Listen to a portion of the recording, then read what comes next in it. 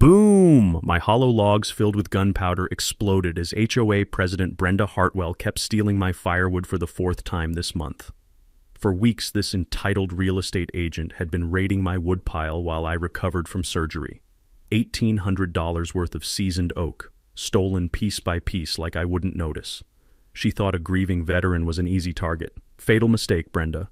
So I replaced my real firewood with hollow logs packed with legal flash charges. One grab, one explosion, one very loud announcement of her crimes to the entire neighborhood. But that boom was just the opening shot. What I discovered about Brenda over the next 6 weeks, let's just say her firewood theft was the tip of a very dark iceberg involving missing HOA money and some very dangerous people. What would you do if your HOA Karen kept stealing from you while you were bedridden? Drop your location below, because this gets so much worse. My name's Marcus Mac Donovan, 52 years old, retired Army Corps of Engineers after 23 years defusing bombs in places most people can't pronounce. 8 months ago, I moved to Pinecrest Estates, a quiet Colorado subdivision where the biggest explosion you'd expect is someone's backyard barbecue going wrong. I bought the corner lot specifically for Elena. The morning mountain air carried the scent of pine needles and possibility as we planned her dream garden and my workshop. Pancreatic cancer took her 3 months before we could break ground on that garden, but I built the workshop anyway. The smell of fresh wood shavings mixed with her lingering vanilla perfume became my grief therapy, the rhythmic buzz of my planer, the only thing that quieted the deafening silence she left behind. Pinecrest Estates seemed perfect. 47 homes, families who actually knew each other's names, and an HOA with reasonable rules like don't paint your house neon green, and maybe don't store that rusted Camaro on blocks in your front yard. Then Brenda Hartwell got elected HOA president, and reasonable went out the window faster than a cat with its tail on fire. Picture your worst suburban nightmare Karen, but with a real estate license and the organizational skills of a prison warden. 48 years old, drives a white Mercedes GLS that she details more often than most people shower, lives in the biggest McMansion at the end of Maple cul-de-sac. Her husband Craig sells pharmaceuticals and has the personality of wet cardboard. Perfect match, really. Brenda's signature perfume, something that probably cost more than my monthly groceries, would cling to my garage walls for hours after her property compliance inspections. She had this way of clicking her French manicured nails against her clipboard while explaining violations with the condescending patience of a kindergarten teacher. The trouble started in October when I ordered 6 cords of seasoned oak for winter. $1,800 worth of premium firewood, stacked neatly in my backyard following every setback requirement in the HOA covenant. I needed it for the workshop. Colorado winters don't mess around, and Elena had always loved the crackling sound of burning logs while I worked on her furniture designs. The firewood lasted exactly 1 week. Tuesday morning I stepped outside with my coffee and nearly choked on the steam. 2 entire cords had vanished overnight. Not scattered by wind or ransacked by animals, professionally removed, leaving neat gaps like missing teeth. The remaining stacks looked deliberately rearranged to camouflage the theft. The gravel in my driveway still showed fresh tire tracks from something heavy, something Mercedes-sized. Thursday brought a certified letter that hit my front door with the distinctive thud of incoming legal warfare. Inside, a formal citation for aesthetic standards violation, signed with Brenda's flourishing signature. Excessive firewood storage creates visual blight and fire hazard, the letter declared. Resident must reduce to maximum 1 cord, properly covered, minimum 20 feet from all property lines. Compliance required within 10 days or face $200 daily fines. I grabbed my tape measure and walked the property. 20 feet from all property lines on my corner lot. The math was simple. Impossible. My legal storage area would be roughly the size of a closet. The brilliance of Brenda's trap crystallized. She'd engineered an impossible compliance standard specifically for my property, then stolen most of my firewood while I scrambled to follow her rigged rules. Police response: civil matter, contact your attorney. Attorney consultation, $400 an hour for what promised to be a legal marathon against someone who earned 6 figures selling overpriced suburban dreams. That night, I sat in my workshop surrounded by Elena's unfinished projects, listening to November wind rattle my empty woodshed. The bitter irony tasted like copper in my mouth. 23 years surviving actual combat, only to get systematically destroyed by a clipboard-wielding suburban terrorist. But Elena always said I was most dangerous when people assumed I was harmless. Time to remind our neighborhood dictator why you should never underestimate a grieving demolitions expert with nothing left to lose. My first counterpunch was surgical precision wrapped in suburban politeness. Friday morning, I printed high-definition screenshots from my security cameras. Timestamps clear, license plates visible, Brenda's face caught in perfect criminal clarity loading my Firewood into her pristine Mercedes. I walked across the street to her house at exactly 8 a.m., right when she'd be sipping her overpriced coffee and checking her real estate listings. The doorbell played some pretentious classical tune that probably cost more than most people's monthly grocery bills. "Good morning, Brenda." I held up the photos with the calm smile Elena always said made me look like a polite serial killer. "Beautiful morning to discuss property theft, don't you think?" Her face cycled through more colors than a Las Vegas slot machine. The aroma of her expensive coffee couldn't mask the sudden scent of fear sweat. "I have absolutely no idea what you're implying, Marcus." "I'm not implying anything. I'm stating facts." I spread the photos on her marble foyer table like evidence at a crime scene. "That's your Mercedes. That's my Firewood. That's you committing felony theft while I recovered from surgery." Brenda's perfectly applied foundation couldn't hide the panic creeping across her features. Through her garage window, my missing wheelbarrow sat like a neon confession sign. "This is harassment," she stammered, but her voice had lost its usual commanding authority. "Here's my offer. Return my property within 24 hours, pay for the wood you've already sold, and withdraw that ridiculous citation. We'll forget this neighborly misunderstanding." Her eyes narrowed into angry slits. "You have 48 hours to remove those cameras or face a restraining order for stalking." I gathered my photos with deliberate slowness. "Brenda, I've dismantled bombs in Afghanistan. Your legal threats are about as intimidating as a wet napkin." She slammed the door hard enough to rattle her decorative glass panels. I walked home whistling Elena's favorite song. By noon, Brenda had escalated beautifully. A formal HOA complaint materialized in my mailbox. Resident intimidation and aggressive behavior constituting harassment of board members. The letter threatened immediate legal action for creating hostile environment through stalking and intimidation tactics. But my morning reconnaissance had already paid dividends. Facebook Marketplace revealed Brenda's spectacular stupidity. Premium seasoned oak, $8 per bundle, limited quantity available. Posted from her personal account with photos clearly showing my distinctive purple spray-painted log ends. Elena's organizational system I'd religiously maintained. The woman wasn't just a thief, she was an amateur. Then Dave Patterson knocked on my door around dinner time, looking like he'd discovered a body in his basement. "Mac, we need to talk about your Firewood situation. And about Brenda." Dave's confession opened floodgates that changed everything. This wasn't targeted harassment, it was systematic neighborhood predation. While his family vacationed at Disney, Brenda's property inspection had somehow resulted in his missing patio furniture. Margaret Walsh, the sweet 70-year-old 3 houses down, discovered her 50th anniversary garden gnomes had vanished after she'd questioned increased HOA fees.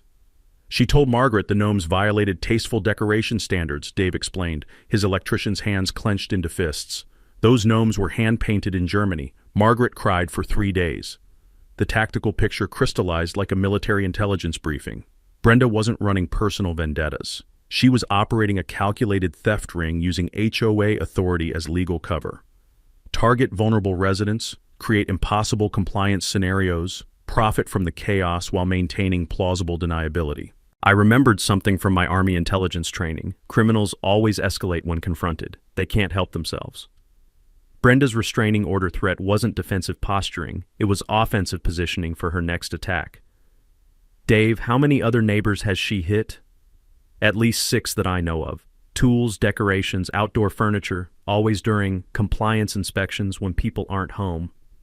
That evening, I called Tom Morrison, the retired lawyer who lived in the Tudor house with roses that would make Martha Stewart weep with envy. Tom had lost a property tax appeal last year after Brenda somehow influenced the assessment process, another data point in her corruption pattern. "I can provide informal legal guidance," Tom offered after reviewing my evidence. "But Mac, you're dealing with someone who's weaponized bureaucracy. She's created a system where fighting back makes you look like the aggressor." We spread documentation across Tom's mahogany dining room table. Photos, timestamps, Facebook screenshots, HOA correspondence. The pattern emerged with military clarity. Identify vulnerable targets, manufacture violations, exploit authority gaps, profit systematically. "She's not just stealing property," Tom observed, adjusting his reading glasses. "She's stealing people's sense of security in their own homes." But studying the evidence triggered something deeper than anger. Professional fascination. 23 years dismantling explosive devices had taught me to think like my opponents. Every bomb maker had patterns, weaknesses, trigger mechanisms that could be exploited. Brenda Hartwell was about to discover that some veterans don't just fight back, they systematically dismantle their enemies with the same methodical precision they once used to save lives. The opening shot had been fired. Now came the real war. My second counterpunch was documentation warfare that would make Pentagon prosecutors jealous. Saturday morning, I assembled an evidence portfolio thick enough to choke a horse. High-resolution photos, financial calculations showing Brenda's Facebook profits, and a neighborhood theft map revealing her systematic predation pattern. The morning air carried the crisp scent of autumn leaves as I hand-delivered copies to every resident, watching neighbors' faces transform from polite skepticism to white-hot fury as they recognized their own missing property in Brenda's marketplace listings. By afternoon, I'd posted the security footage on our neighborhood Facebook group with surgical precision. Anyone recognize these midnight movers? The digital explosion made Hiroshima look like a firecracker. Within 2 hours, 47 comments flooded in. Sarah Jules spotted her solar lights in Brenda's garage background. Robert Sterling, ironically one of Brenda's board allies, realized his stolen barbecue tools were being sold by his own HOA president. Margaret Walsh's German gnomes appeared in a weekend estate sale ad, priced at $150 each. But Brenda's desperate retaliation revealed something I hadn't expected. She was far more dangerous than a simple suburban thief. Monday brought nuclear warfare, an emergency board meeting notice claiming I was conducting a harassment campaign threatening community safety. The agenda included a $500 special assessment per household for enhanced security measures, and discussion of my immediate removal for creating hostile environment through veteran-related intimidation.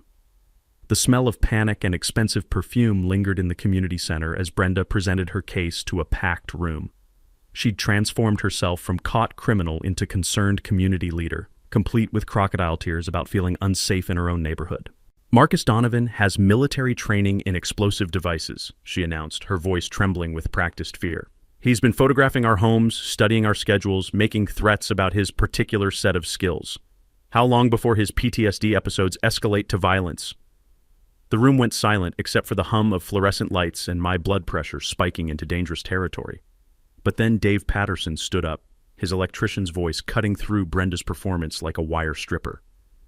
Brenda, where's my patio furniture? I beg your pardon? My outdoor dining set disappeared during your inspection while we were at Disney. Funny thing, it showed up on Facebook Marketplace the next day. Same distinctive scratch on the table leg from where my kid's bike handle hit it. Margaret Walsh rose slowly, her 70-year-old voice carrying decades of steel. And my anniversary gnomes, the ones you said violated decoration standards? One by one, neighbors stood up. Susan Patterson, Tom Morrison, even quiet Mrs. Jules from the corner house. Each shared their story of mysterious disappearances coinciding with Brenda's inspections. That's when the real mini-twist hit like a tactical nuke. Craig Hartwell, Brenda's pharmaceutical sales husband, walked into the community center and dropped a manila envelope on the front table. His face looked like he'd been gargling with gravel for a week. "Those are Brenda's bank statements," he announced to the stunned room, "and the divorce papers I filed this morning. Turns out my wife's been funding a gambling addiction by stealing from our neighbors." The envelope's contents spilled across the table like evidence at a crime scene. Casino receipts, underground poker debts, loan shark payment schedules.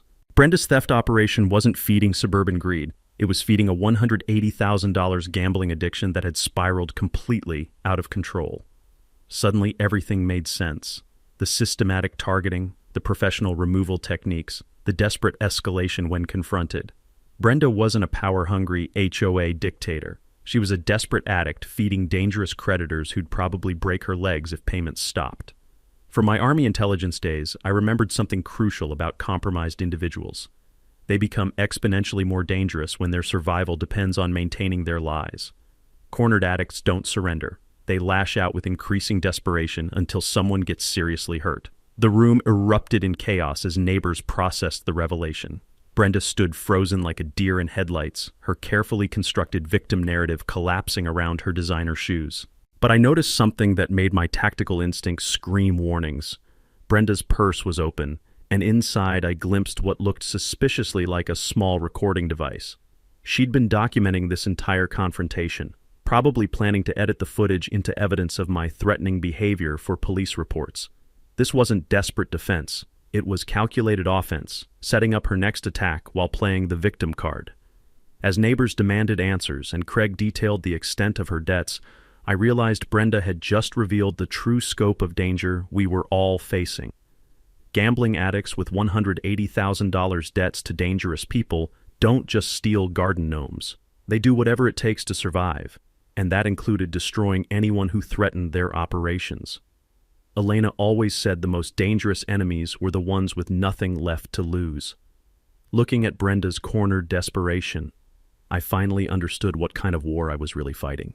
My third counterpunch was pure psychological warfare disguised as helpless vulnerability. Wednesday morning, I ordered 2 cords of premium seasoned oak delivered to my front yard with all the subtlety of a marching band. The delivery truck's rumbling diesel engine announced my replacement inventory to every house within 3 blocks. I made sure to tip the driver loudly enough for Brenda's surveillance cameras to record my theatrical gratitude for such beautiful wood to honor my late wife's memory. By Thursday, I'd spread word through Dave Patterson that I was heading to Denver for follow-up surgery, a 3-day medical procedure that would leave my property completely unguarded. The story rippled through our neighborhood's gossip network faster than spilled coffee across a white tablecloth. Of course, I'd actually be camping in Dave's guest room with night vision binoculars and a cooler full of Elena's frozen casseroles, watching my backyard like a hawk studying field mice. Brenda took the bait with the enthusiasm of a Black Friday shopper hitting a clearance sale. Thursday evening brought 3 reconnaissance passes in her Mercedes, each one slower and more brazen than the last. Through Dave's upstairs window, I watched her calculate removal logistics with the cold efficiency of a military quartermaster planning a supply raid. But Friday morning's Facebook post revealed just how far her desperation had escalated. Premium oak bundles available this weekend, 2-year seasoned, perfect for cozy fires. $15 per bundle, cash only, limited quantity. She was pre-selling my wood 12 hours before stealing it. The woman had turned theft into a subscription service. Then Saturday afternoon delivered a mini twist that froze my blood solid. A black Escalade with windows darker than a coal mine parked across from Brenda's house. 2 men in suits that probably cost more than my monthly pension sat inside for 47 minutes, occasionally checking phones with the patient menace of professional debt collectors. These weren't neighborhood watch volunteers. My Army intelligence training kicked in like muscle memory. Gambling addicts with 6-figure debts don't get gentle payment reminders. They get visits from people who solve collection problems with crowbars and shallow graves. Brenda wasn't just stealing to feed her addiction anymore. She was stealing to stay alive. That realization changed everything about my strategy. Cornered animals don't surrender. They lash out with desperate violence that can destroy everything around them, including innocent neighbors who happen to live too close to the explosion. Sunday evening, my old demolitions buddy Jake Sullivan arrived from Denver with what looked like camping gear, but was actually military training equipment that could wake the dead. Hollow log flashbang devices, Jake explained, hefting one of 12 identical units. Completely legal for licensed explosives handlers, designed for catching thieves red-handed. They'll make enough noise to alert every house within 3 blocks, and enough light to temporarily blind anyone looking directly at the source. The devices looked perfect. Identical bark texture, proper weight distribution, even realistic wood grain patterns. Brenda could examine them all day and never suspect anything until she grabbed one and triggered the motion sensor. "How loud are we talking?" I asked, positioning the units throughout my woodpile like deadly Easter eggs. Jake's grin reminded me of our Kandahar demolition days. "Loud enough that your HOA president will need new underwear and a good explanation for why she was stealing wood at midnight." Monday brought ominous confirmation that time was running out. The Escalade returned with 3 occupants who spent an hour photographing Brenda's house and reviewing what looked suspiciously like payment schedules written in red ink. Dave Patterson appeared at my door around noon, his electrician's hands shaking like autumn leaves. Mac, those suit guys knocked on Mrs. Jules's door asking about Brenda's business arrangements. When she said she didn't know anything, one of them smiled and said they'd help her remember if needed. The tactical picture crystallized with terrifying clarity. Brenda's creditors were escalating from surveillance to intimidation, which meant she had maybe 24 hours to produce payment before they started making examples out of innocent neighbors. Desperate addicts facing violent deadlines don't have the luxury of careful planning. She'd hit my woodpile tonight, tomorrow at the latest, triggering an explosive revelation that would expose her crimes to everyone within hearing distance. As twilight painted my booby-trapped Firewood in golden shadows, I realized Elena would have found dark humor in the situation. Her pacifist husband, using military explosives to catch a suburban wood thief, all while protecting neighbors from loan sharks who'd wandered into the wrong zip code. Sometimes justice requires a very loud wake-up call. Tonight, Brenda Hartwell was about to receive the loudest alarm clock in HOA history. Tuesday morning brought the discovery that shattered everything I thought I knew about Brenda Hartwell. A manila envelope slipped under my door containing documents that made my demolitions training seem like child's play. The handwritten note was in Craig's pharmaceutical sales scrawl. Found these in her home office safe. You need to see what you're really fighting. She doesn't know I have copies. See. Inside, HOA financial records that told a story darker than I'd imagined. Over 18 months, Brenda had systematically stolen $47,000 from our community reserve fund through fake vendor invoices and unauthorized expenditures. What I'd assumed was petty neighborhood tyranny was actually calculated embezzlement that left every homeowner liable for special assessments to cover the missing money. But the real gut punch was buried in Craig's divorce discovery documents. Brenda's gambling addiction wasn't feeding casual poker games. She owed $230,000 to an underground network that had connections reaching into organized crime. The men in the black Escalade weren't just debt collectors. They were enforcers who'd already visited 3 other debtors in the past month. One was found in a Denver parking garage with both legs broken. The message was clear: pay up or become an example. The timeline was terrifying. Brenda had 72 hours to produce $25,000 or face enhanced collection procedures that would extend to anyone in her immediate vicinity. In criminal speak, that meant neighbors, friends, anyone unlucky enough to live within her blast radius when the violence escalated. My phone buzzed.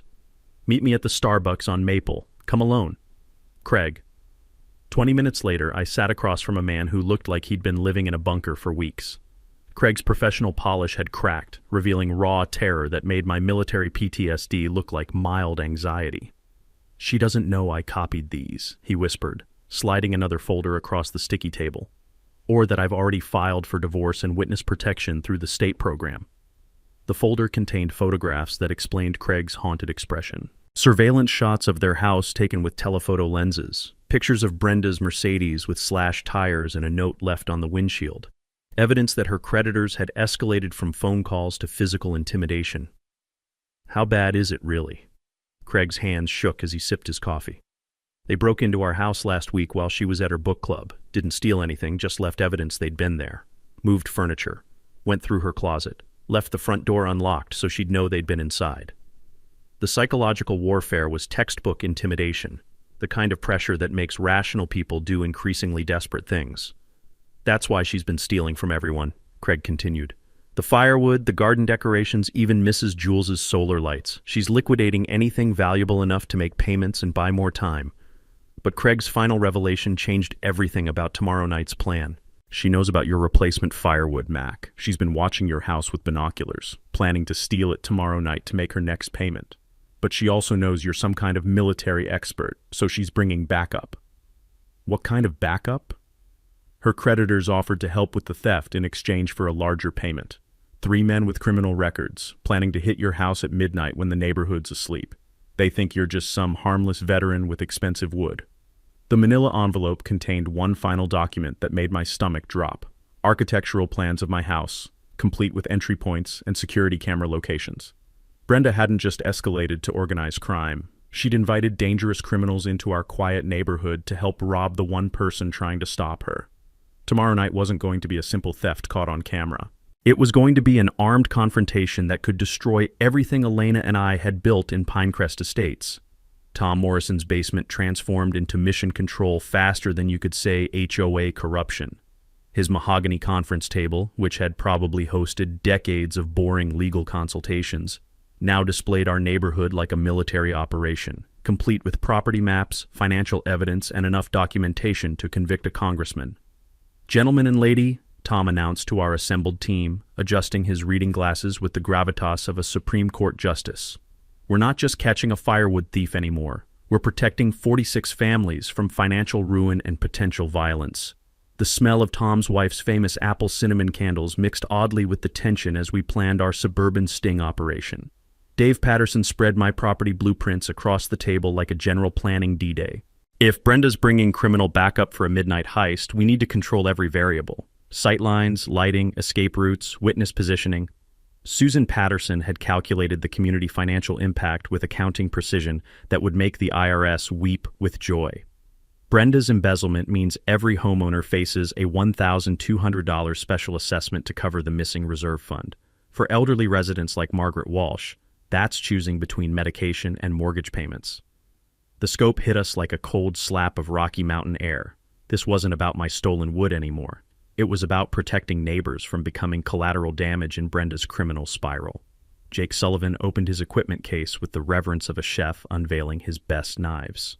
12 hollow log flashbang devices, completely legal for licensed explosives handlers. They'll produce enough noise to wake 3 neighborhoods and enough light to temporarily blind anyone staring directly at them.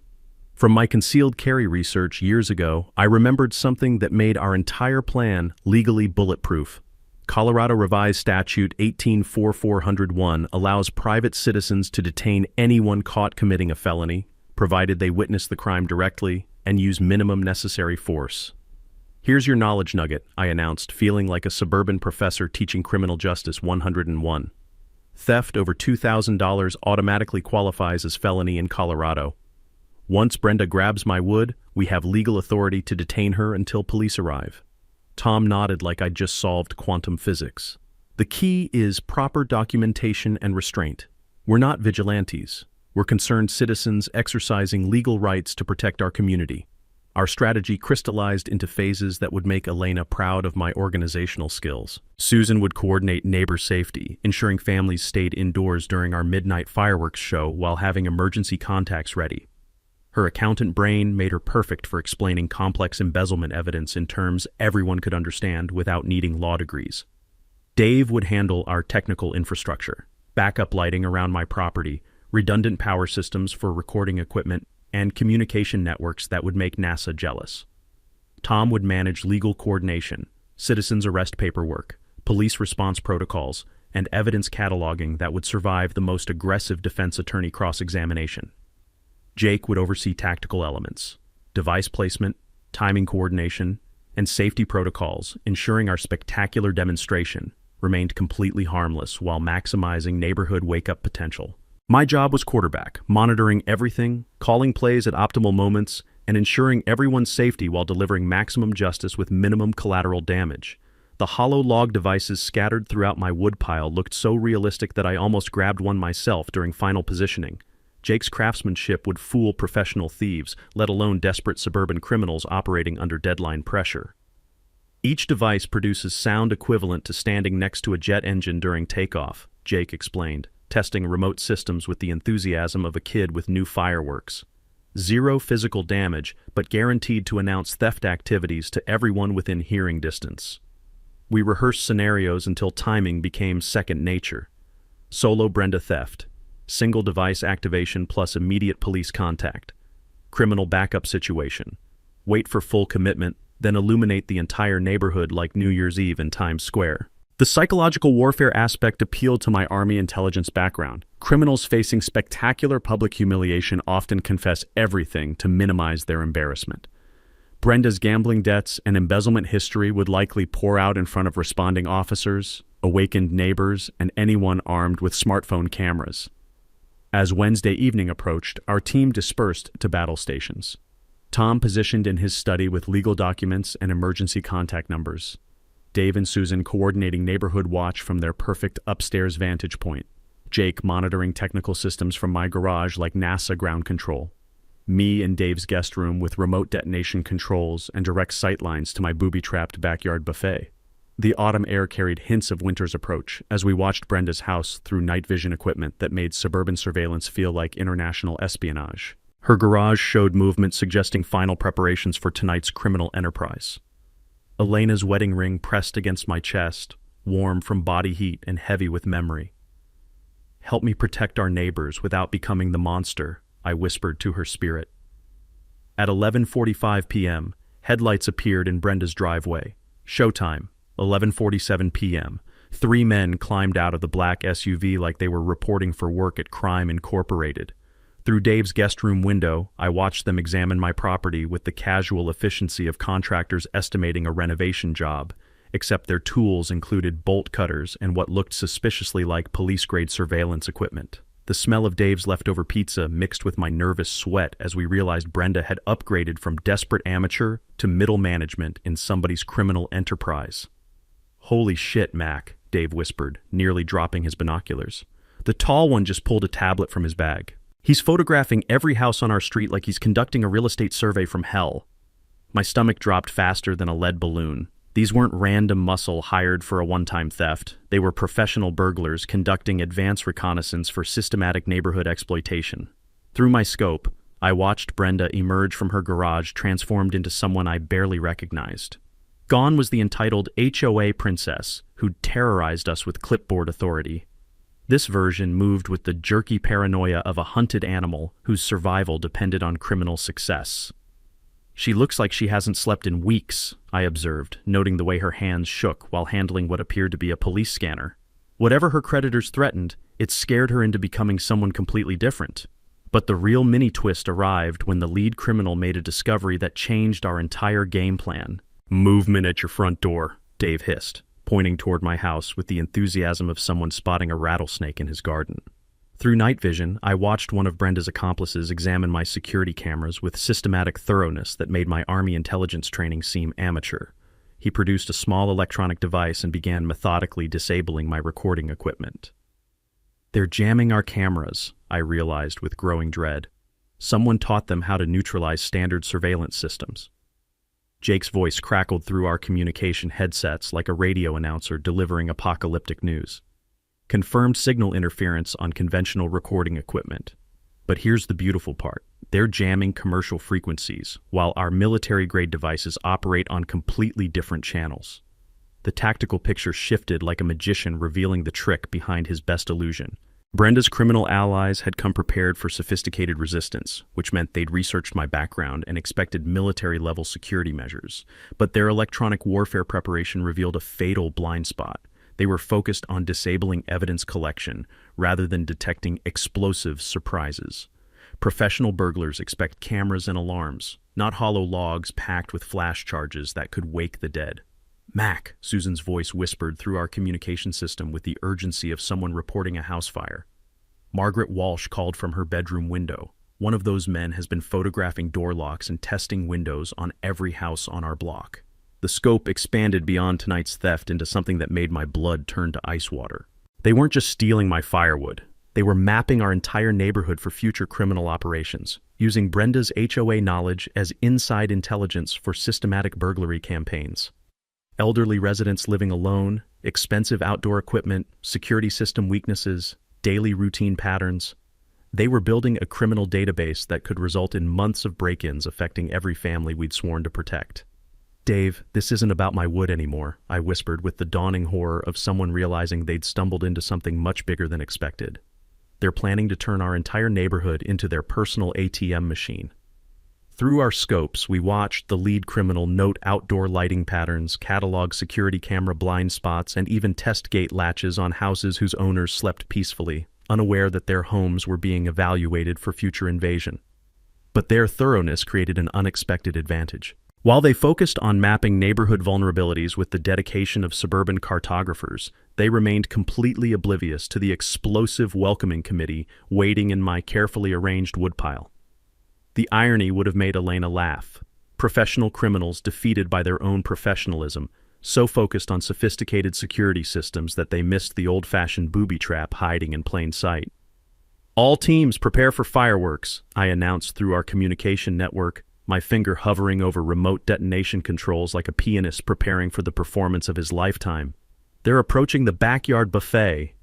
Elena's wedding ring pressed against my chest, warm from nervous body heat and heavy with the weight of protecting our neighbors from predators who'd invaded our quiet sanctuary. Through Dave's window, I watched Brenda lead 3 dangerous strangers toward my explosive surprise with the tragic determination of someone whose choices had spiraled beyond redemption. The longest night in Pinecrest Estates history was about to become the loudest wake-up call in suburban Colorado.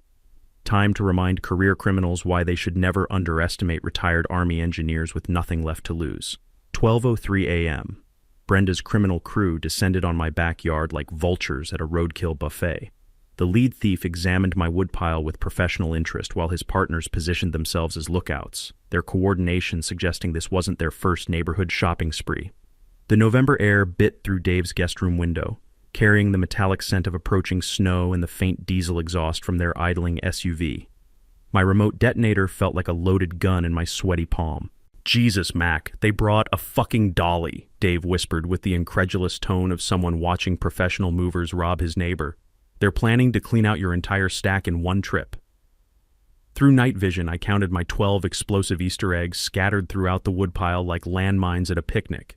Jake's craftsmanship was so perfect that even I couldn't distinguish the hollow devices from real firewood in the darkness. But watching Brenda coordinate the operation revealed a transformation that would have impressed military logistics instructors. "Take the oak first," she directed with crisp authority that belonged in a boardroom, not a crime scene. "Skip anything green or wet.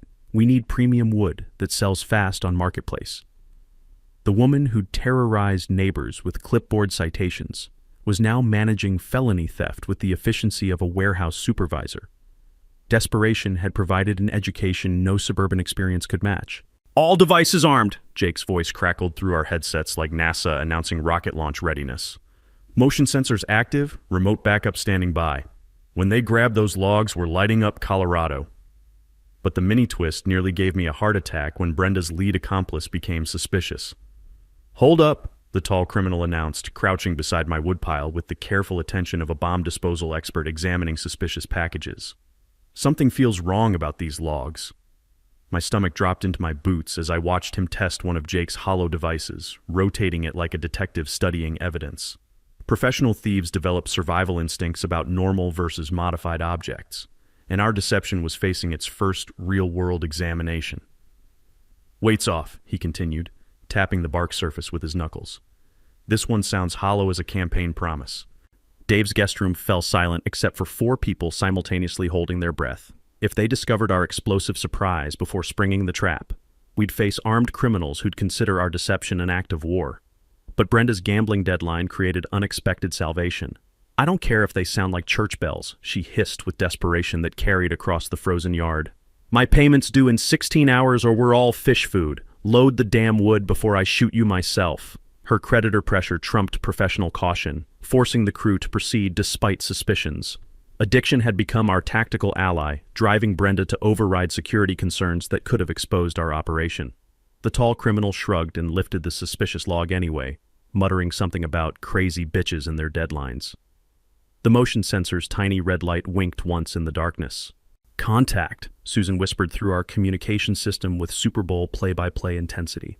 Through my scope, I watched 3 criminals and 1 desperate HOA president commit fully to grand larceny, reaching for multiple logs simultaneously while discussing loading strategies and escape timing.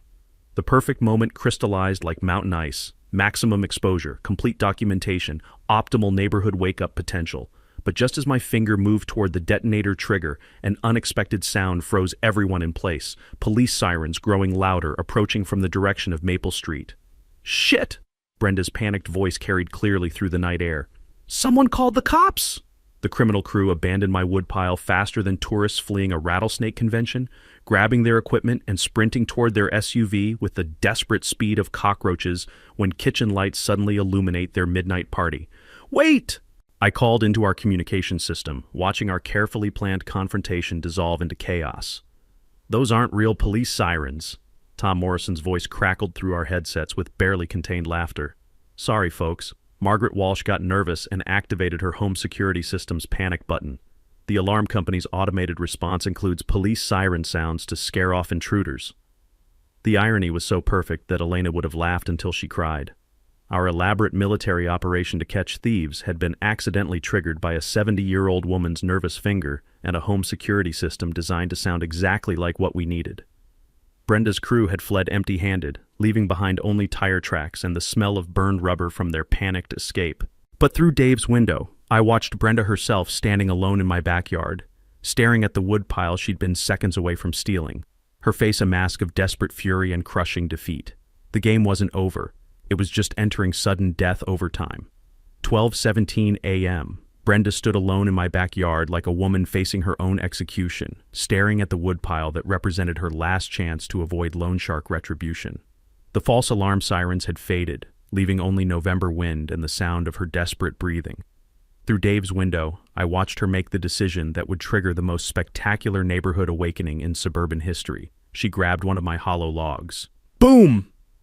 The flashbang explosion lit up Pinecrest Estates like God's own camera flash, the 120 decibel thundercrack echoing off house walls and car windshields as Brenda stumbled backward, temporarily blinded and completely disoriented by the military-grade surprise party. "What the hell was that?" Voices shouted from every direction as porch lights blazed to life and neighbors poured from their houses in bathrobes and pajamas, drawn by the sound of what seemed like a small war erupting in their quiet cul-de-sac. But the real fireworks were just beginning.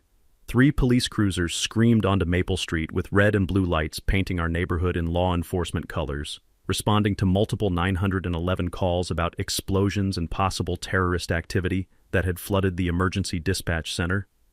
Officer Martinez leaped from his patrol car to find Brenda sitting dazed in my backyard, surrounded by scattered firewood and smoke that smelled like military training exercises, while 43 neighbors gathered in a growing crowd that looked like the world's most dramatic block party. "Ma'am, step away from the whatever just exploded," Martinez commanded, his flashlight beam revealing Brenda's singed hair and shell-shocked expression. That's when I made my entrance with the timing of a Broadway star hitting his cue. "Officer Martinez," I called, walking across my lawn with the evidence portfolio that would end Brenda's criminal career. "I believe Mrs. Hartwell just triggered my perfectly legal theft detection system." The crowd of neighbors buzzed with excitement as I spread high-definition photographs across the patrol car's hood like a prosecutor presenting evidence to a jury. Security footage showing Brenda stealing my firewood, Facebook Marketplace screenshots proving she'd been selling stolen property, financial documents revealing systematic embezzlement from our HOA reserve fund. But the mic drop moment came when Craig Hartwell pushed through the crowd, carrying a manila envelope that contained the nuclear option. "Officers," Craig announced with the broken voice of a man whose marriage had become a crime scene, "my wife owes $230,000 to organized crime figures, and she's been stealing from our entire community to make payments to people who've threatened to kill us both." The neighborhood crowd fell silent except for the crackling of smoke from my explosive device and the distant sound of additional police sirens approaching. Craig's envelope spilled across the patrol car hood like evidence at a federal trial. Casino receipts, loan shark payment schedules, photographs of the criminals who'd fled when Margaret's panic button triggered false alarms, and bank records showing how Brenda had systematically looted our community's financial reserves. "She's been running a theft ring," Dave Patterson announced to the assembled crowd. "My patio furniture, Margaret's garden gnomes, Mrs. Jules's solar lights, all stolen during fake HOA inspections." Margaret Walsh stepped forward with the righteous fury of a 70-year-old woman whose anniversary gifts had been sold to pay gambling debts. "Those gnomes belonged to my late husband. They were hand-painted in Germany for our 50th wedding anniversary." The crowd's mood shifted from curious excitement to white-hot anger as neighbors realized the scope of Brenda's systematic predation on their community. But the moment that sealed her fate came when Tom Morrison presented the HOA financial audit that revealed how every homeowner faced $1,200 special assessments to cover Brenda's embezzlement. "She didn't just steal our property," Tom announced with courtroom authority. "She stole our financial security and invited organized criminals into our neighborhood."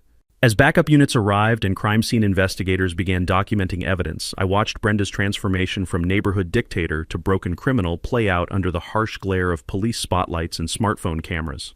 The explosive device had served its purpose perfectly, catching a thief red-handed while providing irrefutable documentation of her crimes for the crowd of witnesses who would ensure accountability. Officer Martinez approached me as paramedics checked Brenda for injuries from the flashbang exposure. "Mr. Donovan, that was the most creative citizen's arrest I've encountered in 20 years of police work."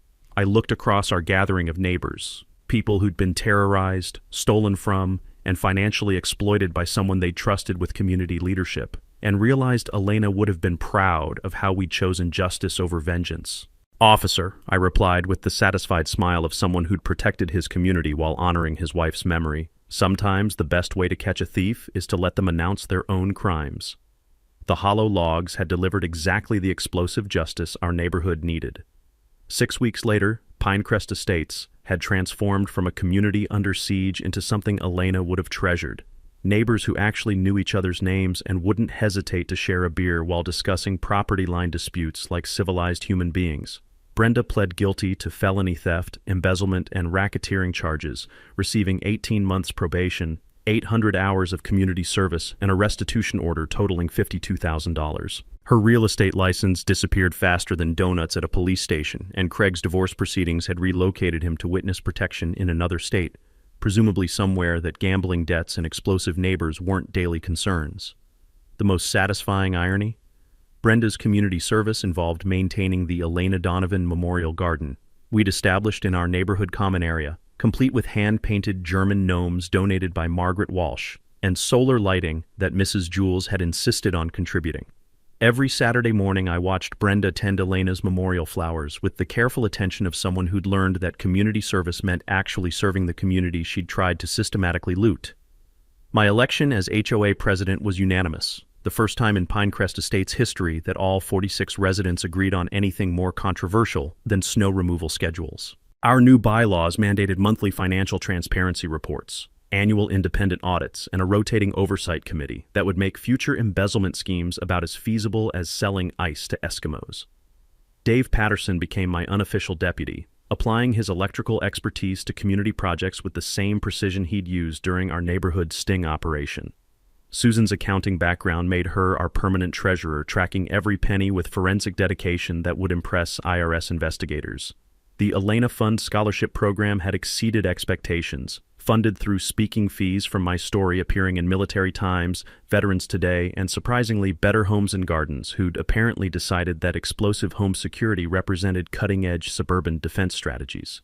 But the real transformation was personal healing mixed with practical community protection. Elena's workshop had evolved from grief therapy hideaway into the neighborhood's unofficial meeting center, where Tuesday evenings found me teaching basic woodworking skills Elena had always encouraged me to share. Jake Sullivan had become our semi-permanent security consultant, conducting quarterly legal property protection workshops that attracted participants from neighboring communities. His presentations consistently sold out, though he'd made me promise never to reveal certain classified techniques from our demolition days. The ripple effects spread beyond our borders. Colorado legislators passed the Community Financial Protection Act, requiring HOA audits and board background checks after media coverage of Brenda's operation reached representatives dealing with similar constituent complaints statewide. Local veterans organizations partnered with our HOA to create security and service programs where retired military personnel taught practical skills to community members. Everything from basic home security to emergency preparedness to conflict resolution that didn't require military-grade pyrotechnics. 3 other communities had contacted me for advice on removing corrupt board members, leading to what Tom Morrison jokingly called my HOA liberation consulting practice. Turns out, retired demolitions experts possess transferable skills when dismantling corrupt power structures threatening innocent families. Every evening, I sat in Elena's memorial garden watching neighbors walk dogs, kids ride bicycles, elderly residents tend flowers without fear of citation harassment. The peace she'd dreamed about when we'd chosen Pinecrest Estates had finally arrived, just not through the path either of us had expected. Speaking of unexpected paths, next week I'm driving to Phoenix to help a disabled Marine whose HOA is trying to foreclose on his home for displaying an American flag. Apparently, some people never learn that veterans don't surrender to clipboard-wielding tyrants without explosive resistance. But that's a story for another time.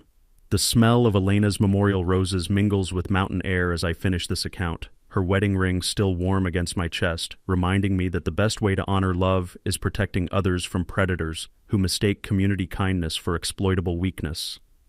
So here's my challenge. Document everything, build neighborhood alliances, and remember that sometimes the most satisfying revenge is simply ensuring justice serves the innocent rather than enriching the corrupt. Drop a comment sharing your HOA nightmare story below. You're not alone fighting petty tyrants who've forgotten they work for residents, not the other way around. And if this explosive tale of suburban justice inspired you to stand up against corruption in your own community, hit that subscribe button for HOA stories because Elena's legacy deserves to protect families nationwide, one neighborhood liberation at a time.